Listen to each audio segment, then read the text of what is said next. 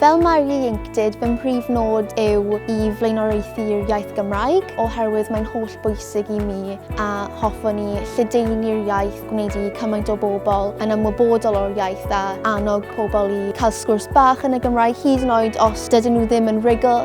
Defnyddia dy Gymraeg. Mae fe'n rili bwysig i fi bod pawb sydd yn gallu siarad Cymraeg yn defnyddio'r iaith Gymraeg. A Cymraeg sydd wastad dod yn gyntaf gyda fi. Dylse bob busnes yng Nghymru rhoi'r iaith Gymraeg yn gyntaf. Mae fe'n rhywbeth sydd yn gwad, rili. Defnyddia dy Gymraeg.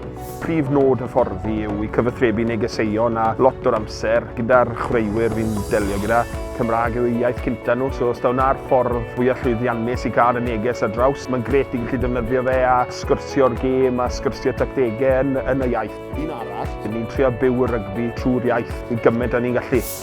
Defnyddia dy Gymraeg. Dwi'n teimlo bod fi'n dysgu'r genhedlaeth nesa'n aml, bod nhw'n sylweddoli pa mor anodd falle yw i dysgu mewn ysgol uwchradd, a'r gobeith yw y byddwn nhw wedyn yn mynd â'i plant mewn i ysgolion cyfrwng Cymraeg i'r dyfodol, mwyn bod nhw'n rhan o'r miliwn yno erbyn 2050. Defnyddia dy Gymraeg. Mae yna gymaint o gynhesrwydd tuag at y Gymraeg yn y carchar. Mae'n anghredadwy. Mae'r staff sy'n hyd yn oed yn siarad Cymraeg. Siwmai beth, bore da beth. Maen nhw'n fodlon cychwyn sgwrs.